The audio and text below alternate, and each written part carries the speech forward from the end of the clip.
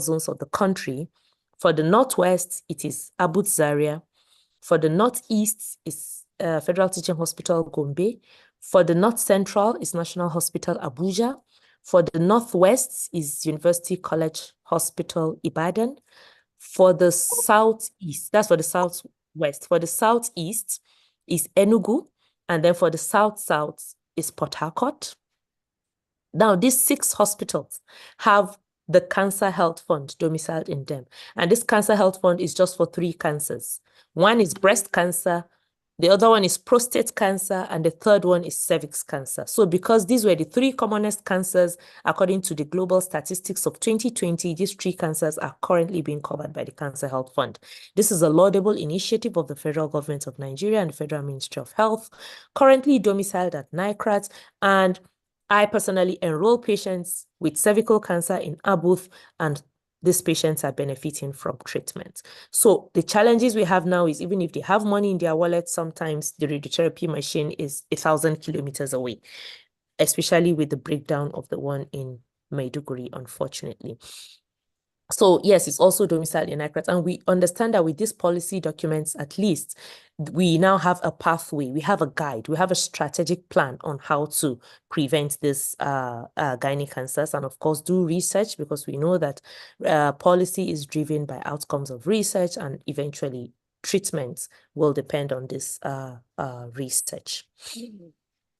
So I think overall, Nigeria is doing well, because in the last 3 years, we didn't have anything that was free for women. But now we have vaccination that is free for girls, and we also have treatment for at least cervical cancer that is free for women. So what we do not have yet is that there is currently no national screening program. So any woman that wants to get screened has to go on her own, what we call opportunistic screening, or maybe a doctor just sees a woman with hypertension and says, "Madam, have you had your cervical screening?" She says, "Yes." He says, "I'll advise you to get one done," and then she gets it done. So we call that opportunistic screening. We do not have a national screening program yet, and unfortunately, it is still not free yet. But we know that we are going to get there with time. And the challenges that I have enumerated are just from my own management of women with gynae cancers. The greatest challenge I have encountered as a provider for gynae cancer patients is cost. So in a week, I can see about, let's say, 10 or 12 new patients with gynae cancers referred from all over, and they come to the clinic once a week, brand new patients that I'm seeing for the first time, 10 of them. And out of that 10, maybe only 1, usually none, can afford their care. So it is as high as over 90% of women that cannot afford their care. It is different, for example, because if it is prostate cancer, it's the man that has it. Usually the men are the providers. They are the ones working. Usually they have the money. So the women are actually a very big vulnerable group, and majority of them cannot afford their care. If cost is removed from the problems of managing gynae cancers, for me personally, I think over 90% of the problems have been solved. But unfortunately, we still battle this every day. And that was why we sat with our team this year and we said, we need to create a gynae cancer fund. I can just imagine a situation where every woman that presents to us can afford treatment. It's going to really change the narrative. But you keep watching them die a slow, painful, undignified death simply because they cannot afford their treatment. And this treatment is available right here in Zaria. So yes, we've also talked about poor awareness, myths, sociocultural beliefs. We've talked about access. They have to travel very far for those that can. And then we also talk about infrastructure. Training and retraining is something I really want to talk about, because we cannot, it has to be a directed training, a training that will be useful for us in Nigeria. And of course, multi-sectoral collaboration should be improved in order for us to overcome some of these challenges. We need to advocate. We can't do it alone. Everybody on this call, we are 99 currently. If we are an advocate using the correct information, it's going to have a multiplier effect, and we are going to reduce the misinformation that people carry around about gynae cancers, and then we are going to cause what? Early presentation to the hospital, early detection. We all know that early detection saves lives. If we have any opportunity to be even at a gathering, a religious event, radio, if we talk about it, and so many people will hear, even these WhatsApp statuses, social media, if we share the right information, we'll be surprised at how many people will benefit from this awareness creation using the correct information. I know it gives me joy when I meet patients and they come to the hospital, and when I say, hello, I'm your doctor today, my name is Aisha Mustafa, and they look at me, oh, is that the voice on the radio? So it gives this satisfaction that somebody was actually listening to you. And that is why they have come to the hospital. So I am sure that every one of us here can do something moving forward about advocating and creating awareness using the correct information. Advocacy knows no boundaries. It knows no borders. It can be done everywhere with traditional rulers in the churches, in the mosques. This is me addressing a congregation of women in a church about gynae cancers, using the platform of Medical Women's Association of Nigeria, any platform. If there is an association of engineers that want to talk about cancer, I will go and join them. At that day, I'm an engineer. Just come, let's talk about these cancers and reduce the burden. So anywhere we find the opportunity, we try as much as possible. We go to schools, talk to them about vaccine. We'll incorporate it into menstrual hygiene, just any platform at all. So if we go to talk to girls, for example, about menstrual hygiene, I mean, these are girls, they are going to become women. These are eligible girls for HPV vaccination. Then you talk to them about it. So that way they know the importance, they know what this thing is, and then they have the correct information about it. So this is just all about advocacy. And then when you're in a state, you cannot work alone. You have to work very closely with the Ministry of Health. And that is what we have realized as M1, that's the Medical Women's Association. And we have worked very closely with the State Ministry of Health. We have a very dedicated team at the FMOH, and they have collaborated with us and different organizations to see how we can create the right awareness to reduce the burden of cervical and other gynae cancers. And these are religious gatherings, traditional rulers, and we also do community service provision. As we said earlier, there is no formal screening program in Nigeria. So every woman that gets screened, she either gets it as an outreach. So we partner with different organizations to carry out free screening for women. Usually when you screen 100 women, you get about 6 women that are positive, and you treat them immediately. That's 6 potential cervical cancer patients that has been prevented. So if we can collaborate even more, different organizations, NCS is doing a lot. If they can bring together all our efforts as one big effort, then together we can actually reduce the burden of gynae cancers. Training is very important, and is also important for survivors to tell their story. Gynae cancers is no respecter of persons. It does not mean that because you are a healthcare provider, you cannot get gynae cancers. It can happen to anyone. I'm a survivor myself. If we all tell our stories, we'll try to debunk the myths that cancer is not a death sentence. Come to the hospital early and cure is achievable. So storytelling is very important. And this is what we have continued to do. And also training. Survivor stories are things that we do not emphasize, but it is very important that anytime we are discussing these issues, a survivor should be on the table. Because no matter how much you advocate for gynae cancers, you cannot understand the perspective of the survivor. Training and retraining should be goal specific. So you can't go and spend 1 year in the UK learning about the robot, and you come back to Nigeria and you don't even have operating lamp to use. So it is important that training should be very goal specific, and whatever knowledge we have gathered, if we want to reduce the burden of gynae cancers in Nigeria, then we should bring back that knowledge to Nigeria for Nigerians. And I want to conclude by saying that if we unite, every individual, every organization, the federal government, relevant stakeholders, traditional leaders, religious leaders, every one of us, if we unite and break the silence, break the myths, break the stigma, break the barriers that hinder women from seeking care for gynae cancers, then we can actually reduce the burdens of this cancer in Nigeria. And I believe that together, every woman can actually have access to gynae cancer care, irrespective of where she lives or who she is. Thank you very much. Thank you very much, Dr. Aisha. Please, a round of virtual applause for her. I want to see those hands clapping. Thank you to everyone who has listened thus far.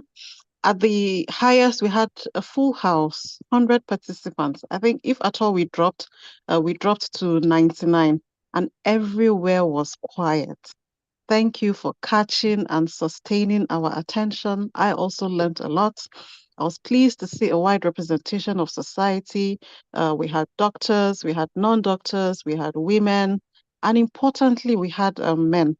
There's a man in the chat who says that he was enjoying the teaching and that he must learn and teach women. So, that is the spiral effect of awareness raising. One person tells another person tells two people, another person tells three people. Okay, so thank you very much. There are lots of comments and questions in the chat box, but before we move on to that, the Deputy Governor, our mother, our teacher, Her Excellency, Dr. Hadiza Sabwa Balaribe, joined us during the meeting. Remember, we had said that she was going to be late due to matters of state. You're welcome, Ma. Thank you for your presence. We really appreciate your presence, your contributions, and insights to all issues medical. She's been a staunch supporter of the Medical Women's Association of Nigeria activities in Kaduna and nationwide. Thank you so much, Ma. And I'll give you the floor now so that we can take your contributions and address. Thank you very much. Thank you very much, Aisha, and good afternoon, everyone. Let me apologize again for joining in late. It's not in my character. There was some kind of conflict in the timing for two programs, but I'm happy that I joined when Dr. Aisha was just starting her presentation. And just like every other person, I think I really gained a lot. Thank you very much for that. So I'm really delighted to be here and to give this brief remark. I want to thank the organizers, that's CARE, Cancer Health Initiatives, who are partnering with the Medical Women Association of Nigeria for this. Thank you very much for having me. As I understand, gynecological cancers disproportionately affect women and can have very devastating impacts on individuals, families, and communities. I also know that they often lead to physical, emotional, and financial hardship. Additionally, most of those women that have been affected face challenges in accessing timely diagnosis, treatment, and support services. And the consequences, as we heard from the previous presentation, can be very devastating. It is common knowledge that gynecological cancers pose significant threats to health and well-being of women.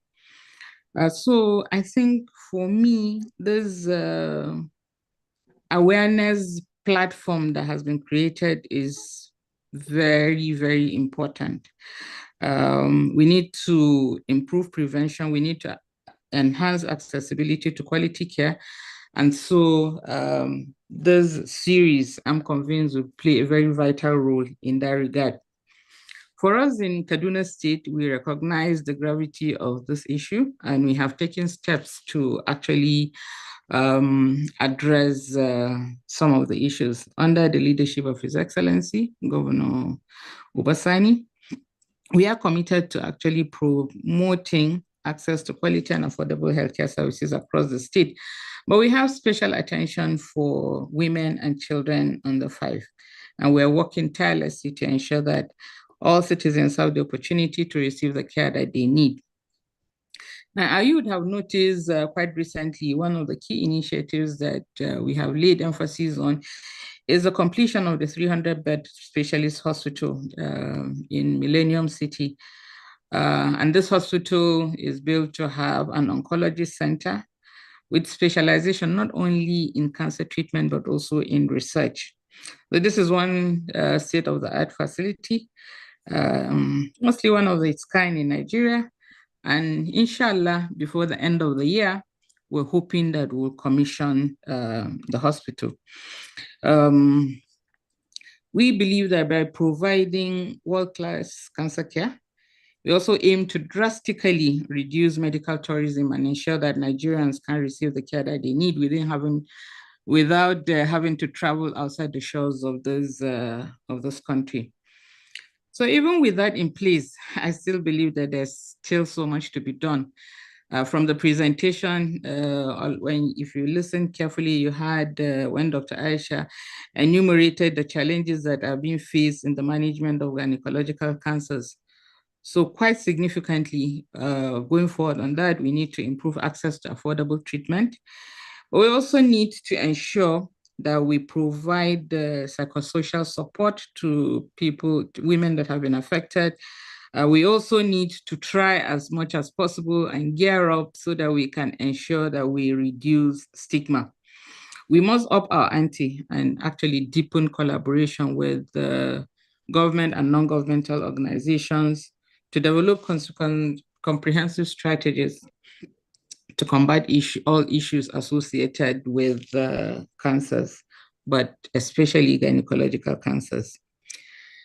So my call is for all women within all our age brackets. It is my sincere hope that you will prioritize your health and be vigilant about any changes within your body. Early detection, as you heard, is key to improving outcomes. I want you to remember that regular checks are essential for identifying potential issues early enough. And additionally, you need to maintain a healthy lifestyle because this will also reduce your risk of cancers.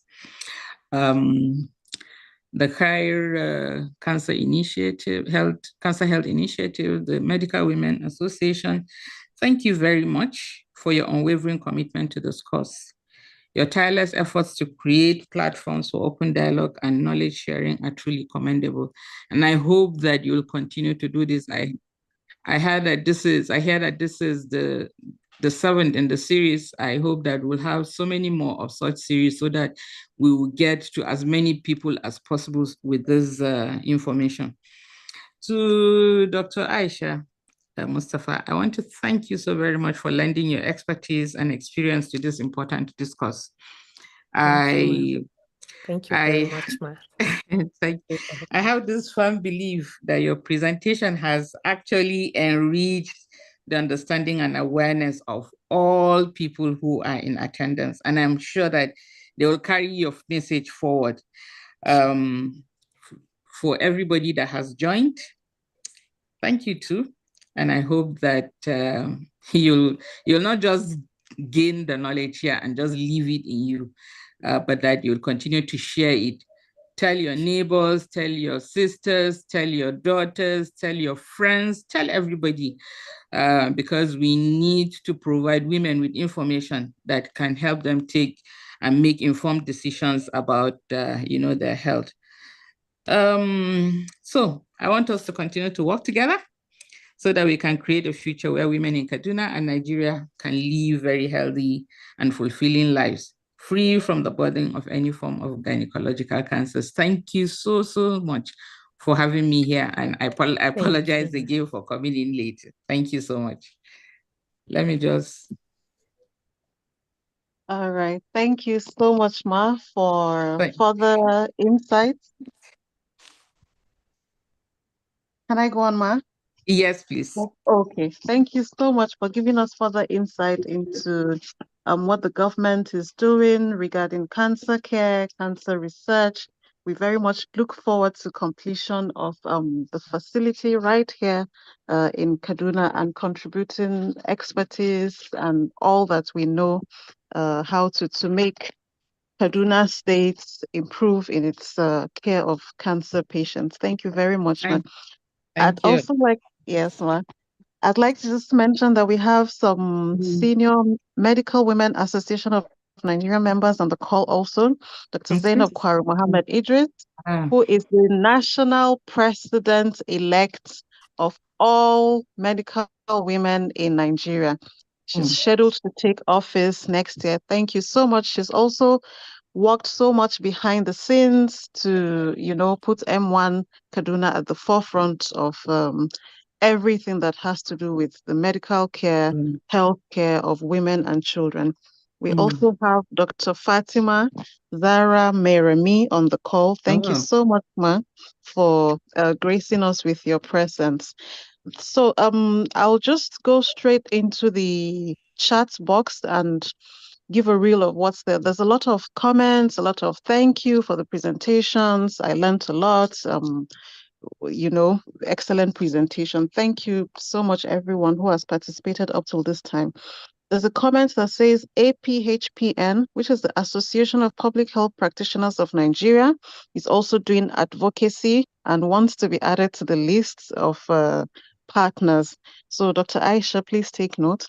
Someone has asked for Dr. Aisha's number, and in her usual manner, she has dropped it pronto on the chat box. So you can always reach Dr. Aisha Mustafa. You can also check M1 Kaduna on Instagram, on social media.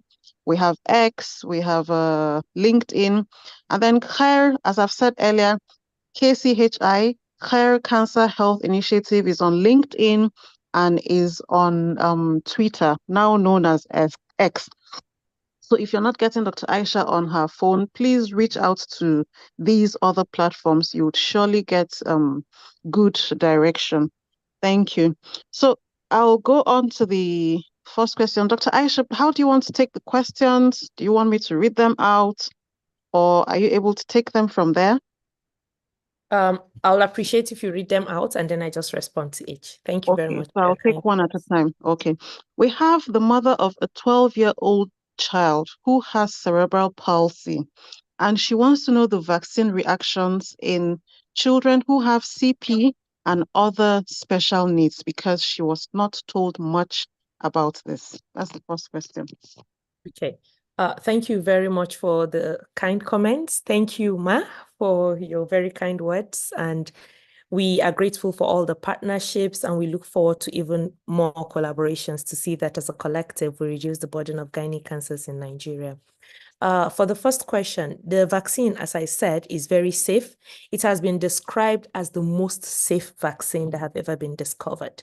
And for patients that have cerebral palsy, there are no safety concerns at all because of their neurologic problems. So if you have a 12-year-old with cerebral palsy, I really empathize with you. It's a very difficult situation, but your girl can get the vaccine.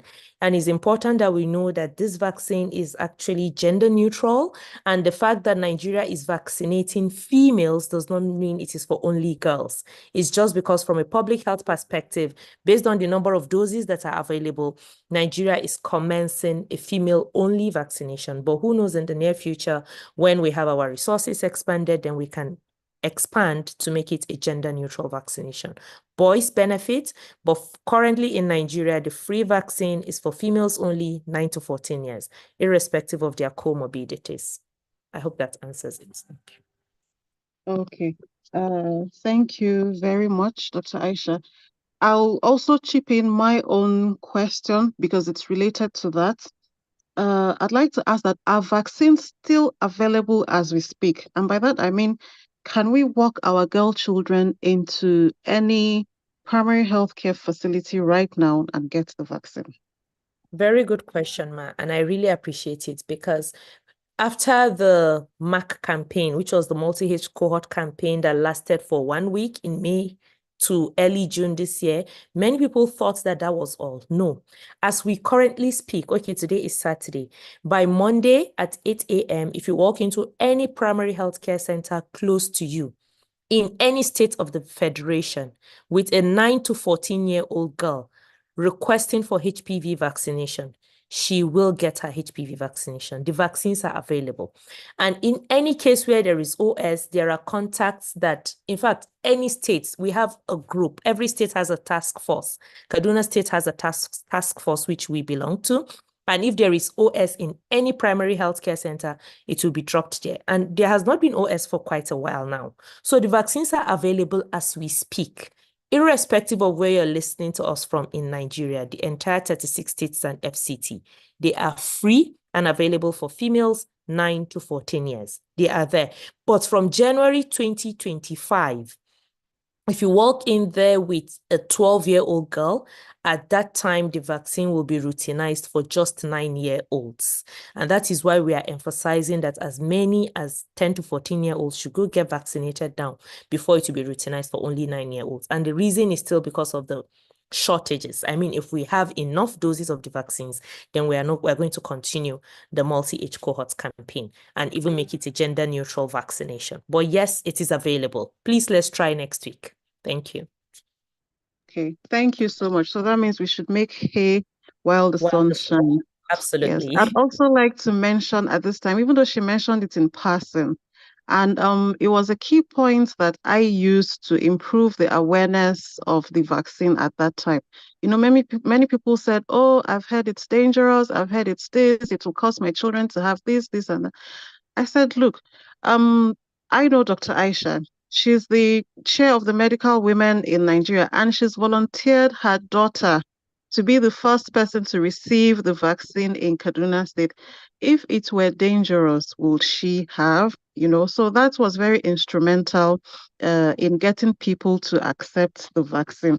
Okay, so we have another question here that says, please clarify more on genital warts and how it can cause cancer.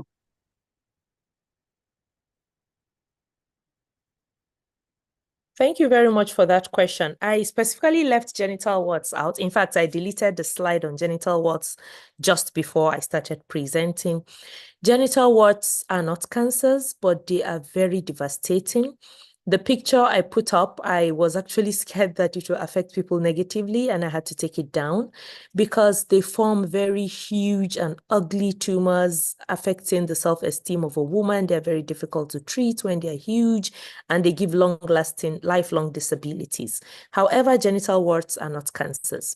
But how are they very similar to cancer is because it's the same human papillomavirus that causes cervical cancer, some vaginal and vulvar cancers, and anal cancers and throat cancers that also cause genital warts. So there are over 200 types of human papillomavirus. I didn't want to go into the details of all of this. About 15 of these 200 cause cancers. The others cause other things that are not cancer. So we call them oncogenic HPV. That's the HPV that causes cancers, and the non-oncogenic HPV. So there is a particular non-oncogenic HPV, type 6 and type 11, that cause vulvar warts. Now, not just vulvar warts, warts anywhere. You can have warts even on the tongue, in the cervix, on the phallus of a male. It can happen anywhere. It's caused by HPV type 6 and type 11. They are they look very ugly and very difficult to treat, but they are not cancers.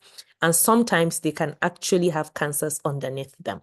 So the picture I put up was a young girl in her 20s who had very huge vulvar warts, as huge as 30 centimeters, filling her entire vulva. And right underneath it is cancer. So it means that type 6 and 11 HPV caused vulvar warts. Then the oncogenic HPV again caused vulvar cancer. You know, it's just, but then usually these people that present with very huge warts are usually immunosuppressed, HIV positive, or they have some form of immunosuppression, maybe diabetes, or even nutritional if they are coming from low socioeconomic statuses. But these are curable, completely curable. When they get really huge, we collaborate with the plastic surgeons that do some plastic and reconstructive surgery after we have removed the tumors. So yes, vulvar warts are also caused by HPV. And when we take the vaccine, it also prevents us from getting vulvar warts. So taking the vaccine is not just preventing us from getting cervical cancer, it prevents vulvar cancer, vaginal cancer, throat cancer, anal cancer, and vulvar warts. So please, let's take the vaccine. Thank you. Okay. Thank you so much. We have not a question here, but a brilliant suggestion to carry along our personnel at the primary and secondary levels to ensure that they're able to recognize and act appropriately when they see patients with early symptoms of some of these gynecological cancers, because probably anecdotally, they found that a few patients or many patients would have been seen at some of these facilities and the diagnosis was missed at a time when something could have been done to manage or to reverse things like that. So do you have anything to say to that?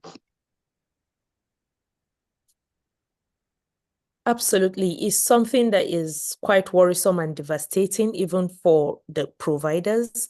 We see patients, we keep talking about late presentation. Is usually not late presentation, but rather late detection, meaning that at a point in time, that woman has gone to the hospital, but her diagnosis was missed, or it was discarded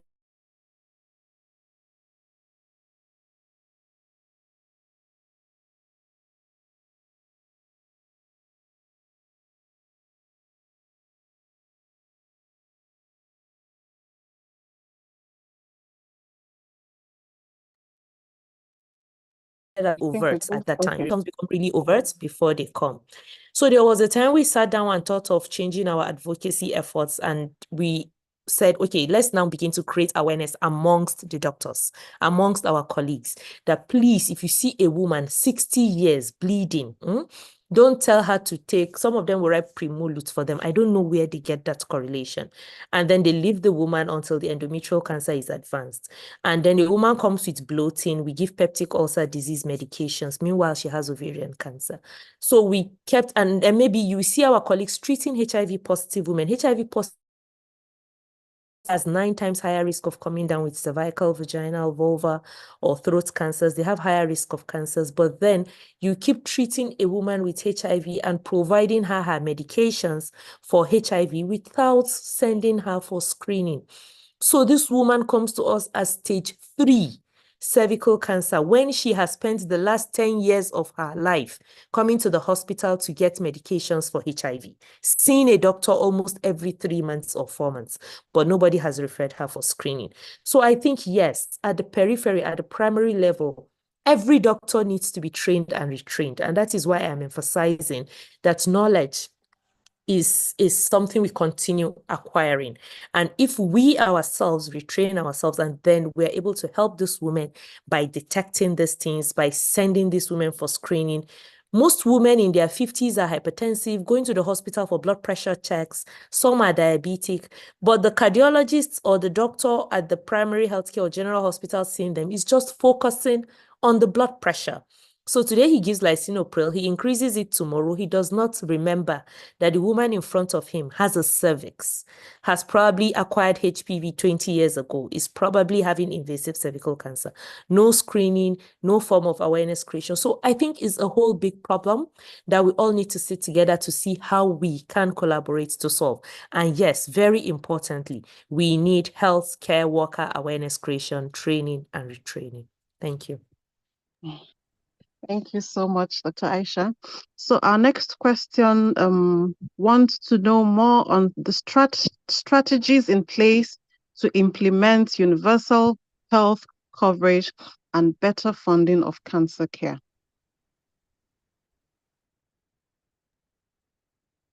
That's a big one.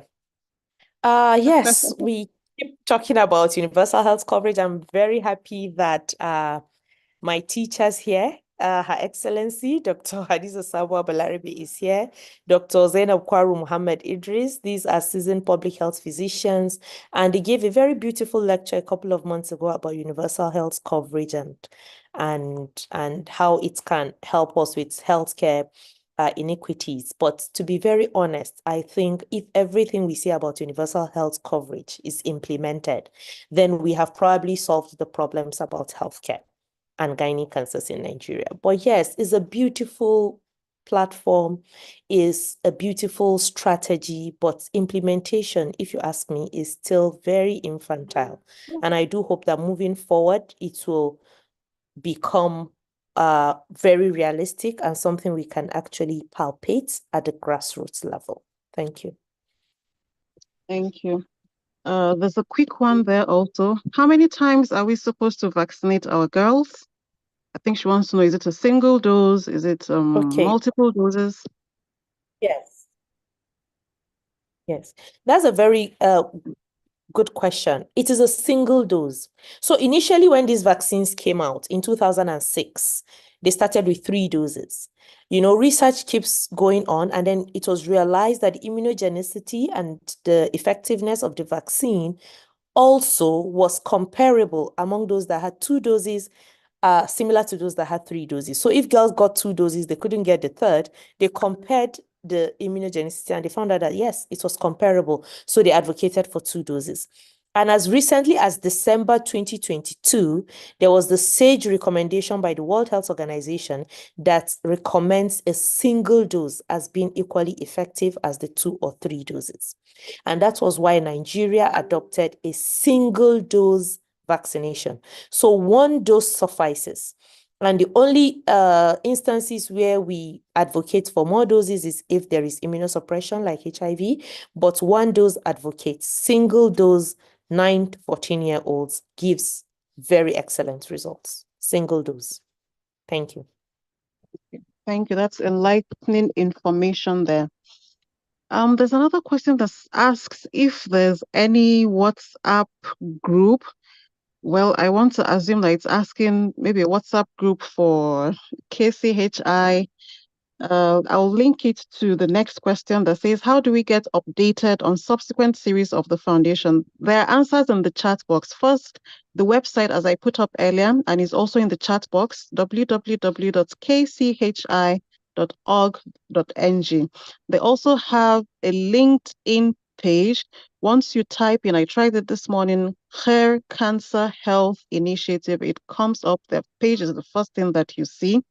And then they say that they'll also send an email round. I guess that's why we've been asked to register. Our emails are somewhere there in a repository, and they'll send out messages as they have subsequent programs. We have another question that says, is Pap smear free? And that how can we eradicate HPV without vaccinating boys since they are carriers? Very good question. Currently, there is no national free program for screening. So occasionally, some organizations provide free screening. For example, just recently, an organization called CMIPD partnered with other organizations to provide free cervical screening in Kaduna State. And it was carried out at Barrow Dikko Teaching Hospital and Ahmadu Bello University Teaching Hospital, both in Kaduna State. And there were other states of the Federation, I think about 11 states, that provided free screening for about a year. Now this is over. Maybe another organization will come up and do another free screening. So we just get free screenings here and there in aliquots. And then at the end of the day, the impact is not really felt. So what I have always thought about is if all these little efforts can be brought together under the Federal Ministry of Health to see how we can start an organized screening program. Because it's just like the vaccine. It's not just one organization that brought these vaccines and made it free. Someone is definitely paying for it. Gavi, FMOH, MPHCDA, this UNICEF, UNITAGE, everybody comes together, but we can see the impact is coming from one source and it is very impactful. So currently, there is no free screening unless if there's an organization doing it. But I'm very sure in your area, usually in a year, there's always one free screening that pops up. However, we know that some people do the screening without following the standards of screening. That's because there is no form of monitoring. People are not evaluating their practices, but it is available in every secondary and tertiary hospital. Different types of screening is not just Pap smear.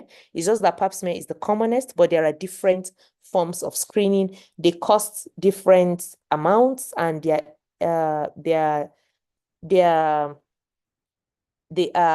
different levels of detection, but we recommend any form of screening at all is better than no screening. So the simple answer to that is that no screening is not free, but occasionally there are free screenings available.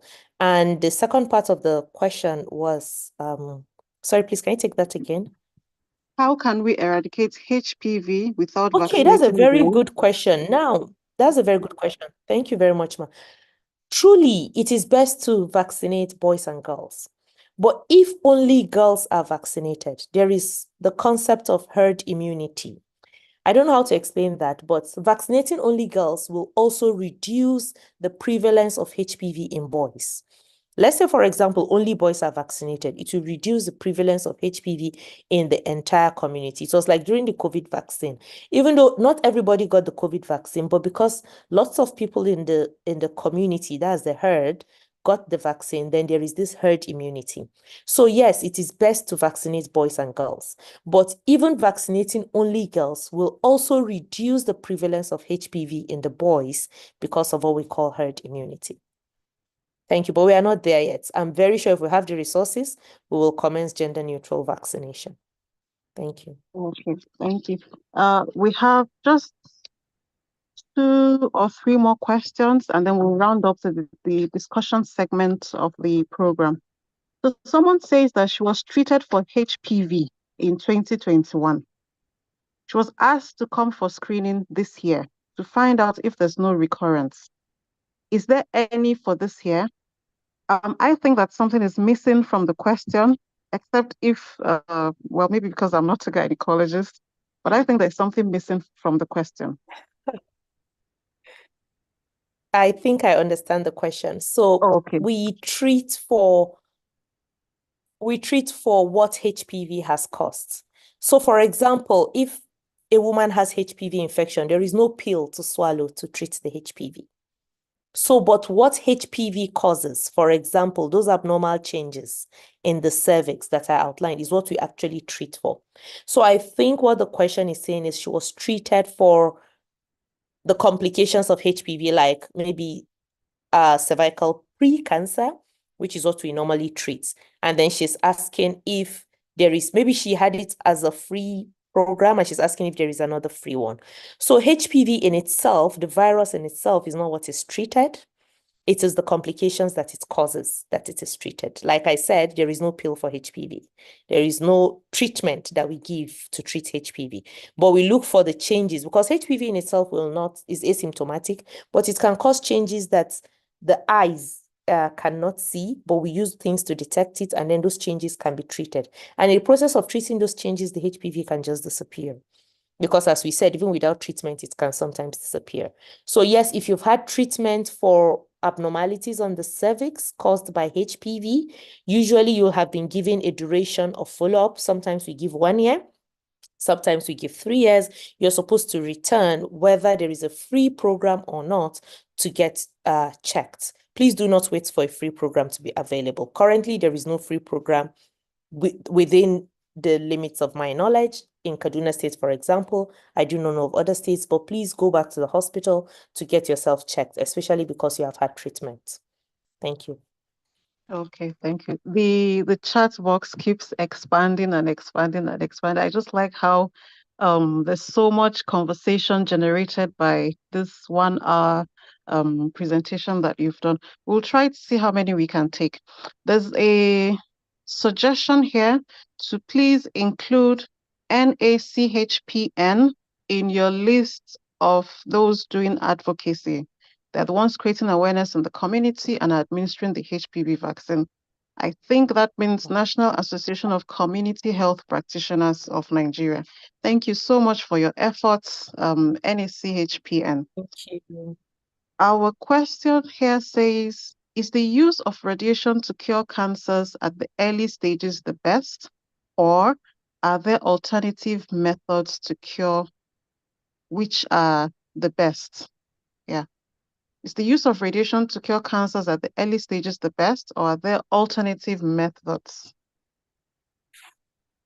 Thank you very much for that good question. Well done to every organization that is doing advocacy and lending efforts to our collective goal. Well done, everyone. For radiation and early cancer, to be very honest, no 2 cancers are treated the same. In fact, no 2 similar cancers in different individuals are treated the same.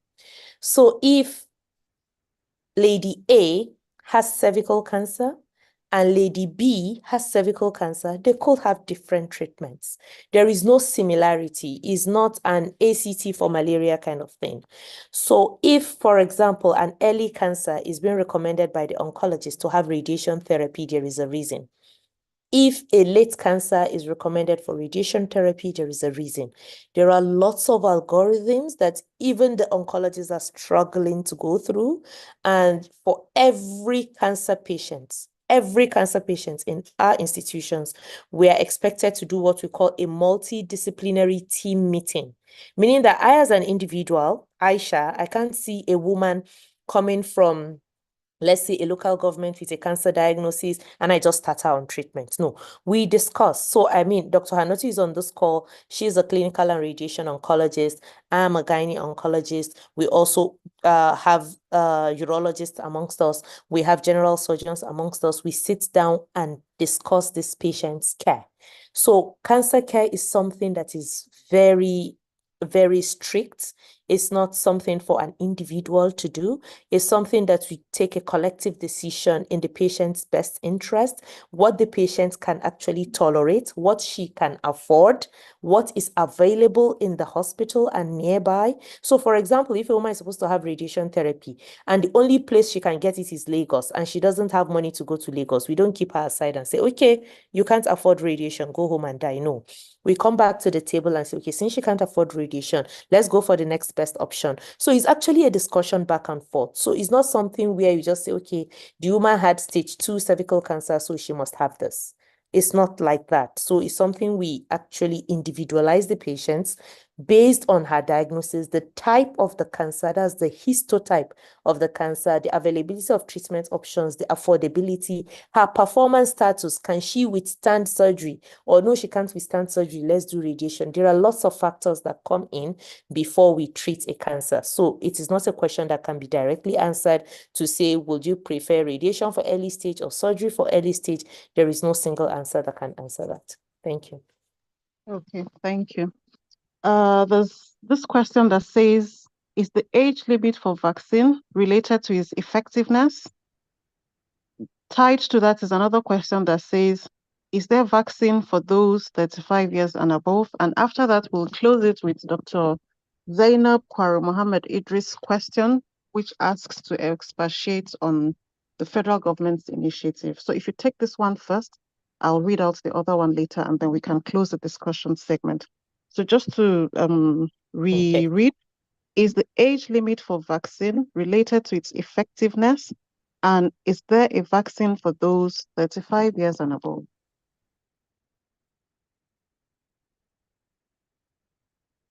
Thank you very much. I don't know if it's my internet. Maybe I should put up the video. Can you hear me? I can no longer hear you, Dr. Aisha. Okay. Do you let me Okay. read the question again? No, Do I can you? hear you now. I heard the Okay. questions. Okay. All right.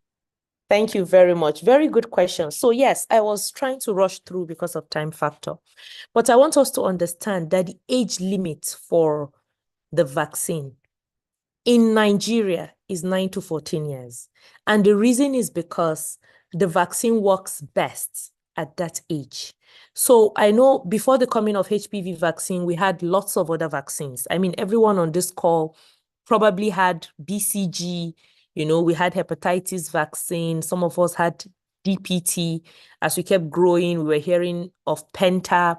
So we've all had vaccinations at some point in our lives. And if we realize that as soon as a baby is born, we do not take the baby to the primary healthcare center and say, bring all the antigens and give the baby.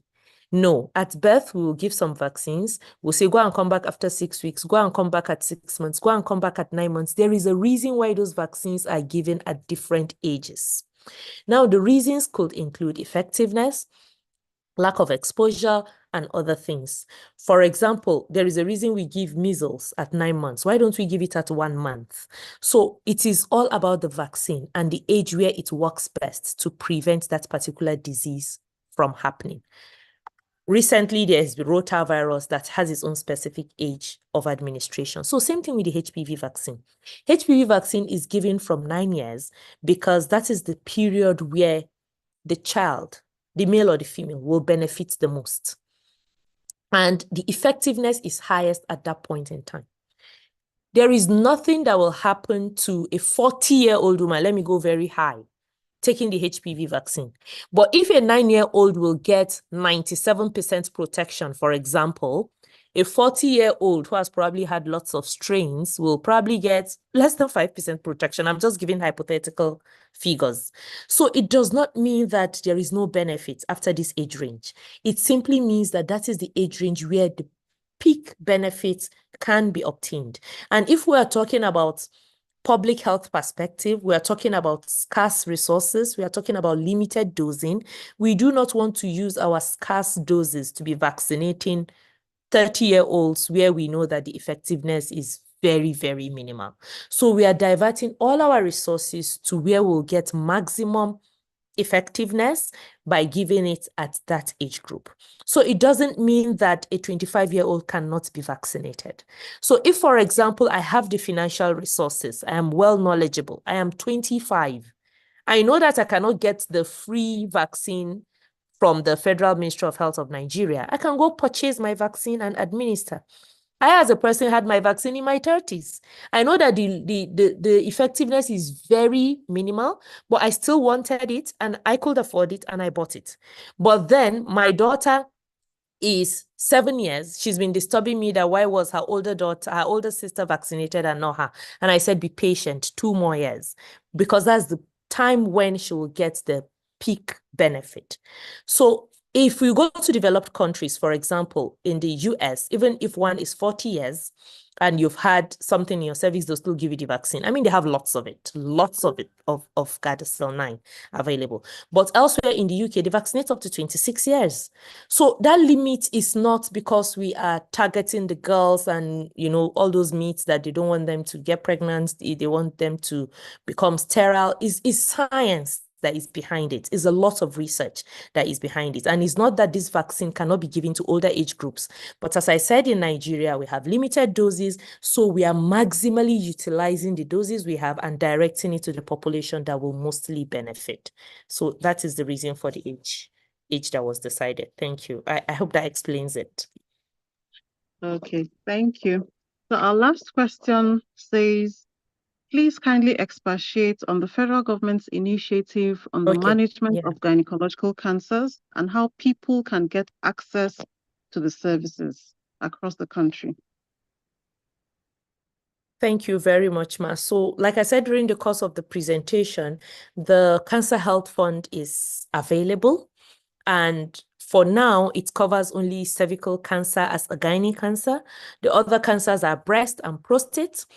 And it is currently available in 6 teaching hospitals across the nation.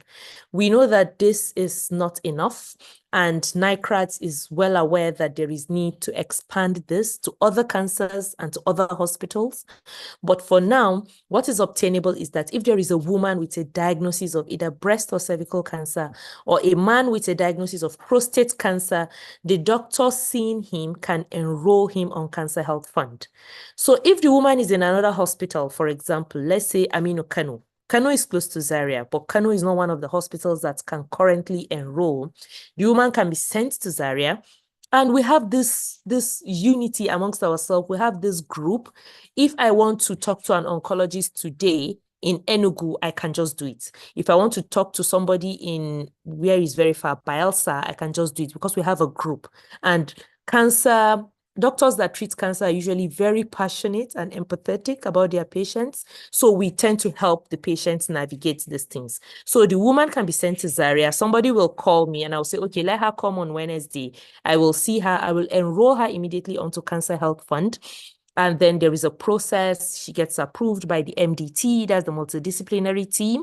And then the hospital management approves her, and then the Federal Ministry of Health will credit her wallet. Now, if she gets credited with, let's say, 3 million naira, for example, and she needs a service that we do not have in Zaria. For example, our radiation machine is down. I need to send her to, let's say, somewhere else with radiotherapy machine. She can actually go to National Hospital and I'll just call Dr. Hannatu. I have a patient. She says, okay, send her on so day. And then, they help the patient with navigation and she'll be able to use that her fund to access radiotherapy at Dr. Hannatu's hospital. So it's a very long and tortuous chain, but I am very impressed with the oncologists in Nigeria. You will never call an oncologist and not get help. And so we do that amongst ourselves very well, just to help these patients navigate and benefit from the available funding. And from the last statistics, the beneficiaries have actually increased exponentially. And then we are hoping that with time, the real impact of this funding will come to the fore. So yes, that's one of the interventions the federal government is doing. We also heard during the course of the presentation that NHIA have declared cancer care to be covered by insurance. So now what we do when patients come to me, the first day I see a patient and she's not on health insurance, I say, go and register. It takes a couple of weeks, maybe 1 month to 2 months, but before the treatment goes far, then she has insurance coverage, and then it is helpful. And even when she doesn't have an organization that will cover for the insurance, she can pay for it, and then she will benefit from it. So there are just different ways we go around funding for gynae cancer care, and I think that yes, the federal government is really doing a lot. There is room for improvement, lots of it, but I know that together, inshallah, at a point we'll get there. Thank you. Hi, thank you so much, Namesy. Please just go to any restaurant in Zaria of your choice. 3 square meal on my tab. Thank you so much for doing justice to this topic. I have learned so much. I have learned a lot, and even the comments in the chat box testify to this. The engagement has been wonderful. The questions keep pouring in. Unfortunately, there's only so much that we can take. But please, everyone know that Dr. Aisha is one of the most available persons that I know. She's dropped her number on the chat box. Well, within the limits of courtesy, I know that she will respond to whatever questions you send to her inbox. There's also the KCHI. I'll repeat again. There's a LinkedIn page. They have a website. They have an email address. They've put all of that in the chat box. Cancer Consciousness Initiative, please, if you're listening, can you also put any of your contacts in the chat box? Email, LinkedIn, X, Instagram, so that we follow up with the wonderful activities that you're doing all around the country. If we have any questions going on, moving forward from now, we can ask from reputable and people who will give us accurate answers. Okay, so that wraps up the discussion segment of our program, and we'll move on to very short goodwill messages. We're going to take 2. One from the rep of M1 Kaduna, and one from Dr. Chimaroke, who is the CEO of Mobilab. He's been a contributor to improving screening services in Kaduna and environs. Thank you so much for all you do. We'll take first from the rep of M1 Kaduna. If you're on the call, please unmute yourself and give us a goodwill message. Thank you. Okay, thank you, Dr. The guest of honor, Her Excellency Dr. Hadiza Sabwa Balarabe, another esteemed participants. I beg to stand on the already established protocol. So, Hassan Ayaka, the President-elect M1 Kaduna. On behalf of M1 Kaduna, it's a distinct honor to extend warm greetings and best wishes on this important occasion of NS lecture on gynecological cancers in Nigeria. As a profession, M1 Kaduna is dedicated to advancing the health and well-being of children and vulnerable populations. We recognize the significance of this, which focuses on the area of critical concern. Critical cancers, including cervical, ovarian, and uterine cancers, remain a public health challenge in Nigeria. So these conditions are a threat to the health of women. They also affect the social and economic well-being of families and communities. This underscores the importance of raising awareness, promoting early detection, and prevention and treatment options. It's a commendable effort of CARE Cancer Health to bring stakeholders, professionals, and the general together to discuss the current realities of gynecological cancers in Nigeria. So lectures such as play a pivotal role in enhancing knowledge, fostering collaboration, and also driving forward the agenda of better health care for women. So M1 Kaduna is committed to supporting efforts to reduce the burden of gynecological cancers in Nigeria through advocacy, health education, research, and promotion of accessible healthcare services for women. So we are confident that today's lecture will not only raise critical awareness, but will also lead to actionable strategies that can be implemented within our care system.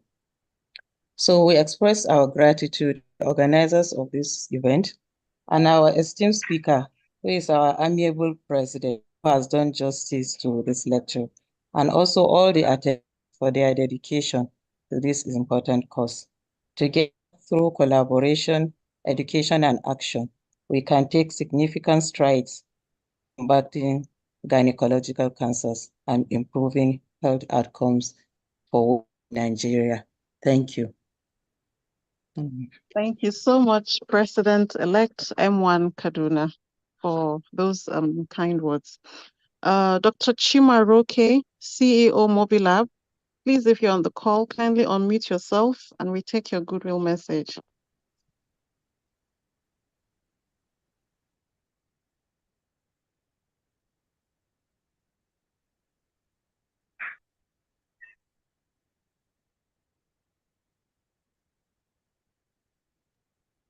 Okay, it appears Dr. Chimaroke is not on the call.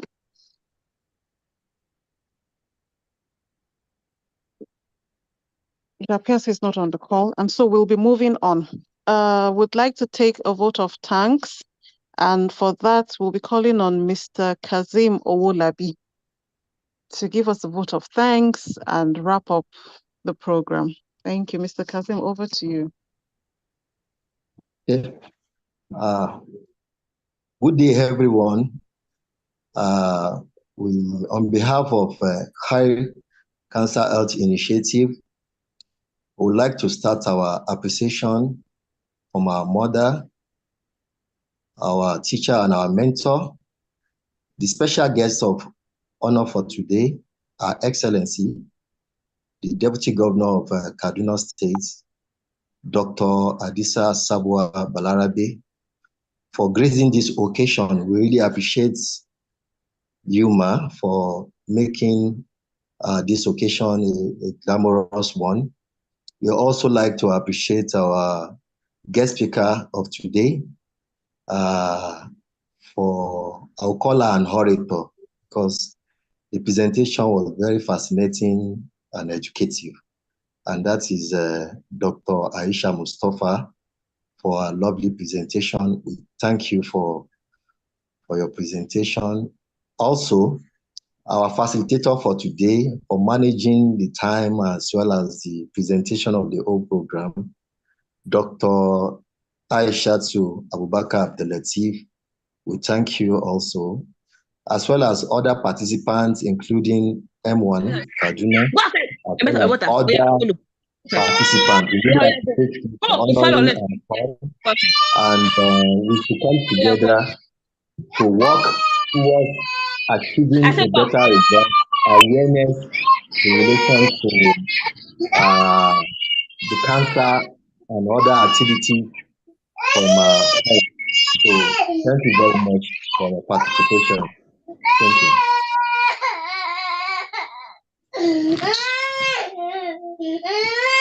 Mohibat, stop beating our baby. Mohibat, stop beating our baby.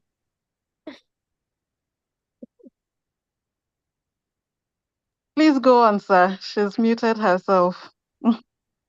Okay, I think I've actually landed. So thank you very much for your participants. All together, we hope that we'll come together to achieve better results in terms of cancer awareness campaign. So thank you very much. Yeah. Okay, thank you very much, Mr. Kazim. Thank you for your kind words. We hope to continue to be part of this series of webinars as they come on. However, I'm so sorry, please, my apologies. In a slight modification of protocol, I learned that Dr. Ifeyinwa, who is the National Outreach Coordinator for the Medical Women Association of Nigeria, is on the call. Please, 2 minutes, Doctor, would like to hear from you. Please unmute yourself. Thank you. Oh, wonderful. Thank you very much. I want to appreciate us all for this. Can you hear me? Hello? Yes, we Clearly. can, ma. Yes, we Yes. can. Yeah. Good morning, good afternoon, good evening from wherever you are joining, because I know some people outside the country are also on this call. Thank you for letting me talk and express myself. I appreciate M1 Kaduna and other organizers of this webinar. In a special way, thank you, Deputy Governor Ma, for being here, and my M1 MP, Dr. Zainab, and everyone here. Awareness creation is something we shouldn't play with, and I'm very excited about this because primary prevention is actually a key. Then other secondary and tertiary can come in. Like I always say for those who know me, whatever you hear here, please tell someone else. Thank you so much for acknowledging me. I'm grateful and I appreciate us. Thank you so much. Bye-bye. Thank you, Dr. Ifenyua. Thank you so much.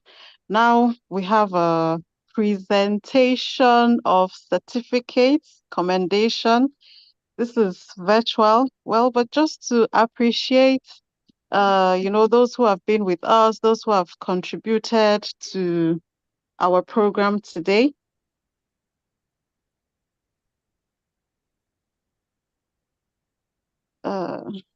Please give me 1 minute.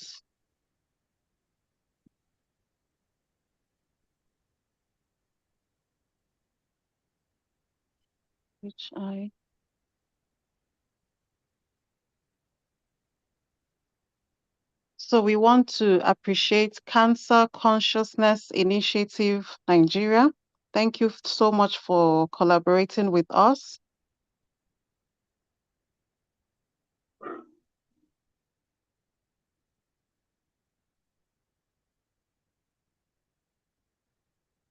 This is in no particular order. Please bear with me.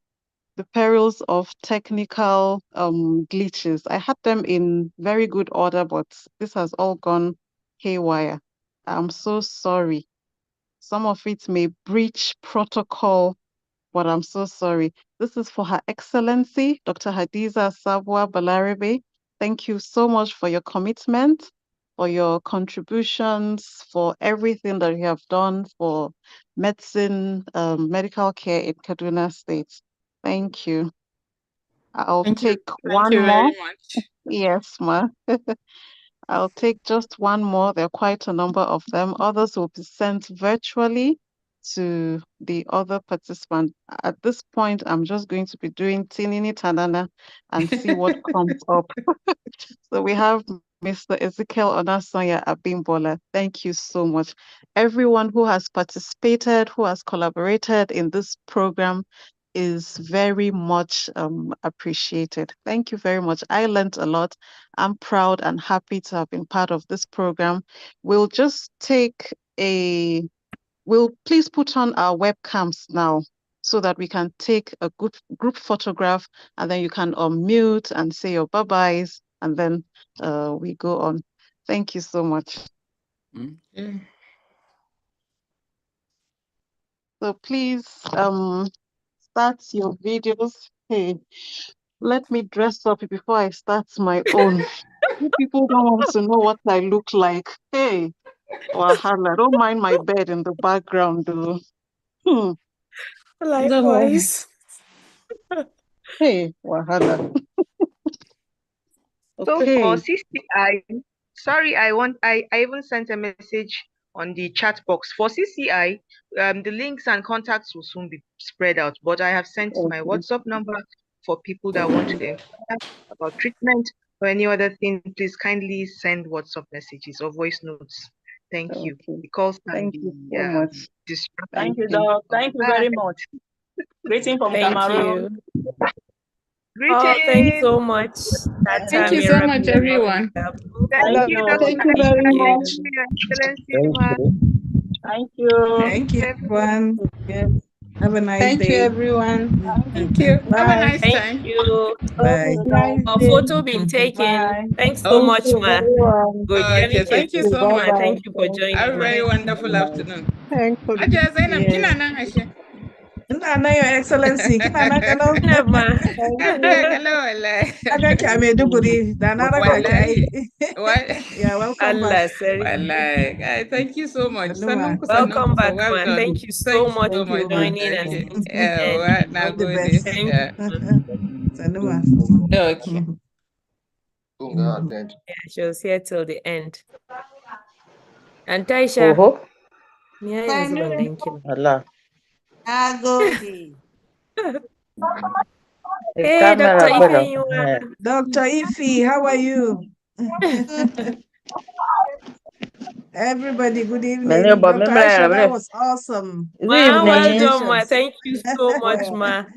Nice Good presentation. Dr. We were Aisha. so engrossed. Good And afternoon, hello, Hakia, everyone. how Thank are you you? so much for joining. It means a lot. Thank you. Thanks for the good Good lecture. afternoon, Well everyone. done. Thank you, ma. Nice day. Thank you, everyone. Dr. Bye-bye. Aisha Picture been Abubakar, well done too. taken. Bye. Well done, everyone. Bye. Has the picture been Bye. taken? Yes, I guess Dr. so. Aisha, Yes, I yes, think the yes, picture yes. has been, yes, was picture my has been picture taken. taken? Was my own taken? Was my own taken? You have to be there. Your own has to be there, ma. Did you All snap right. me too? It's Okay, another good because I don't photo. know. Yes. I took mine Yes. twice. Okay, So. let's prepare for another one then. All right. Bye. Bye, everyone. Bye. Iruaga. Because on the sure. The video of me.